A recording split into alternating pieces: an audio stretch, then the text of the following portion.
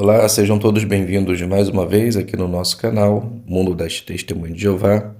É sempre um prazer ter vocês aqui para considerarmos assunto de nossas reuniões.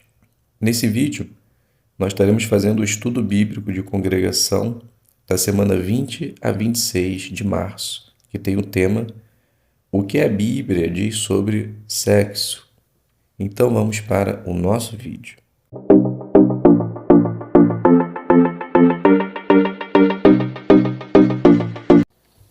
Então sejam bem-vindos aqui mais uma vez em nosso canal e vamos juntos agora considerar o nosso estudo bíblico de congregação, que se encontra na lição 41, o que a Bíblia diz sobre o sexo. Então, introdução. Muitas pessoas não se sentem à vontade para falar sobre sexo, mas a Bíblia é bem direta a falar sobre esse assunto, só que ela faz isso de forma respeitosa. E o que ela diz é para o nosso bem. Isso faz sentido, já que Jeová é o nosso Criador e sabe o que é melhor para nós. Ele diz o que temos que fazer para agradar a Ele e o que vai nos ajudar a ser felizes para sempre. Então, faz a leitura do ponto 1. O sexo é um presente de Jeová. Ele quer que essa relação de amor exista apenas entre um homem e uma mulher que se casaram. Esse presente permite que os casais não só tenham filhos, mas também expressem o carinho e o amor que sentem um pelo outro de uma forma natural e prazerosa. A palavra de Deus diz: alegre-se com a esposa da sua juventude.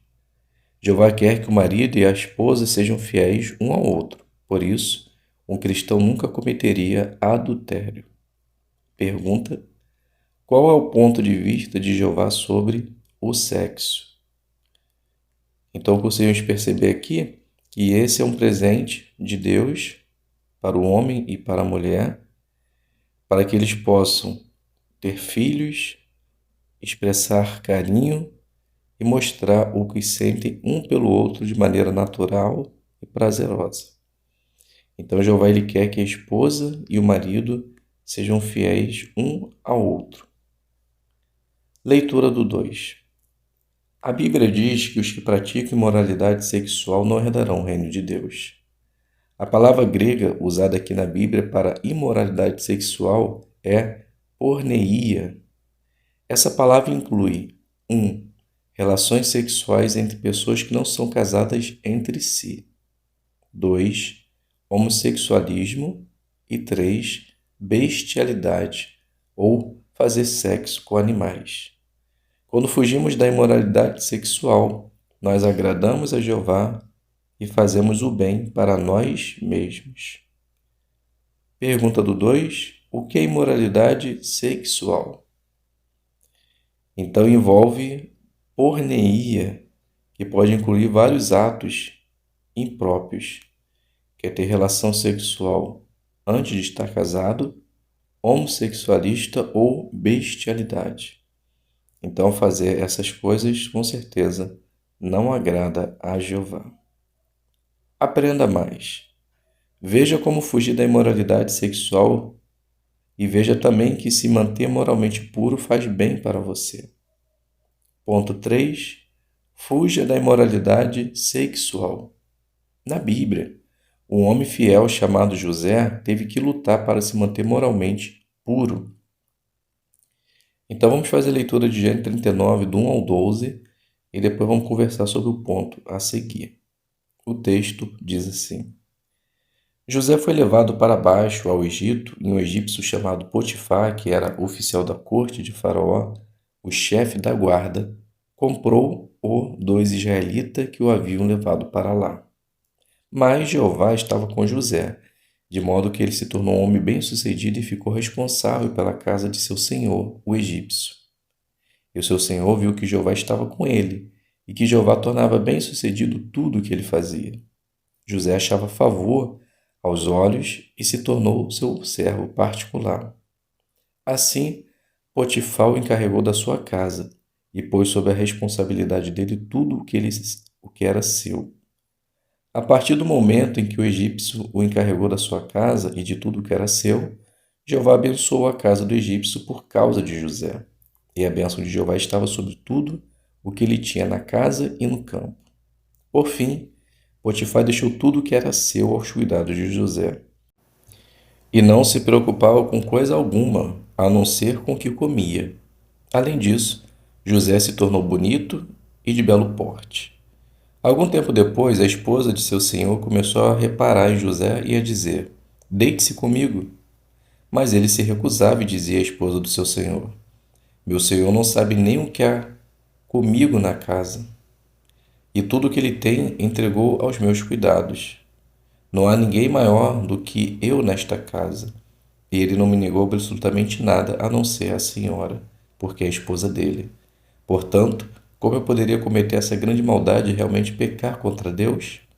Assim, dia após dia, ela falava com José, mas ele nunca concordou em se deitar com ela, nem estar com ela. Mas, certo dia, quando ele entrou na casa para fazer o seu trabalho, nenhum dos servos da casa estava ali. Então ela o agarrou pela roupa e disse: Deite-se comigo. Mas ele deixou a roupa nas mãos dela e fugiu para fora. Então a primeira pergunta: o que motivou José a fugir? Veja o versículo 9. Então eu consigo observar nesse versículo que o que o ajudou foi ter o amor e o respeito por Deus. Porque ele disse: Como eu poderia cometer uma grande maldade e pecar contra Deus? Então ele sabia que aquele ato impuro que ele poderia cometer iria desagradar a Jeová. Pergunta do 2, aliás, a segunda pergunta: você acha que José tomou a decisão certa? Por quê? Com certeza que sim, porque na verdade é o que todos nós devemos fazer, né? Fugir da imoralidade. Primeiro, porque ele não era casado, e segundo, que ele iria cometer fornicação. Então, com certeza, ele fez o que foi certo, que era fugir. Continuando, como os jovens podem imitar José e fugir da imoralidade? Então, os irmãos, depois vejam o vídeo, fuja da imoralidade. Jeová quer que a gente rejeite a imoralidade. Vamos fazer a leitura de 1 Coríntios 6,18 e depois conversar sobre os pontos a seguir. O texto diz assim: Fujam da imoralidade sexual. Qualquer outro pecado que o homem possa cometer é fora de seu corpo, mas quem pratica a imoralidade sexual peca contra o seu próprio corpo. Então, a pergunta: que situações poderiam levar alguém a cometer imoralidade sexual? Bem, percebemos no vídeo que o que poderia acontecer foi por ajudar uma menina, né, a fazer a lição de matemática. Então, na escola, isso é quase que comum, né? Você ter que ajudar alguém a aprender uma matéria. Mas no caso dele, ele já estava ficando muito envolvido e percebeu que estava quase que cedendo à tentação. Então, ele teve que terminar o relacionamento, né? Para que pudesse fazer assim como José, fugir da possível imoralidade sexual que poderia acontecer mais à frente. E a segunda pergunta: como você pode fugir da imoralidade? Então, depois, irmão, deixe lá no comentário o que você responderia nessa pergunta, tá bom? Ponto 4. Você pode vencer as tentações. O que poderia atrapalhar nossa determinação de nos manter moralmente puros? Então, veja o vídeo Vença Tentações com a leitura da Bíblia. E depois vamos conversar sobre o ponto a seguir. Então, a pergunta: no vídeo, um irmão percebeu que seus pensamentos e ações poderiam levá-lo a ser infiel à sua esposa. O que ele fez quando percebeu isso? Então conseguimos perceber que a primeira coisa foi voltar a ter a rotina de ler a palavra de Deus. Ele voltou a ter prazer na adoração em família e também se comunicou pelo vídeo, né, melhor com sua esposa. Então são coisas que devemos continuar fazendo para que não sejamos infiéis à esposa e ex-esposa aos maridos. Às vezes, até cristãos fiéis têm que lutar contra pensamentos impuros. o que vai ajudar você a não ficar pensando em coisas imorais. Então vamos fazer a leitura de Filipenses 4:8 e depois vamos conversar sobre os pontos a seguir. Por fim, irmãos, tudo que é verdadeiro, tudo que é de séria preocupação, tudo que é justo, tudo que é casto, tudo que é amável, tudo que se fala bem, tudo que é virtuoso e tudo que é digno de louvor, continue a considerar essas coisas. Então a pergunta, em que tipo de coisa nós devemos pensar? Então, de acordo com o texto, só em coisas verdadeiras, de séria preocupação, coisas casta, amável. Então são coisas que vai nos direcionar para coisas boas e assim fugir de pensamentos impuros.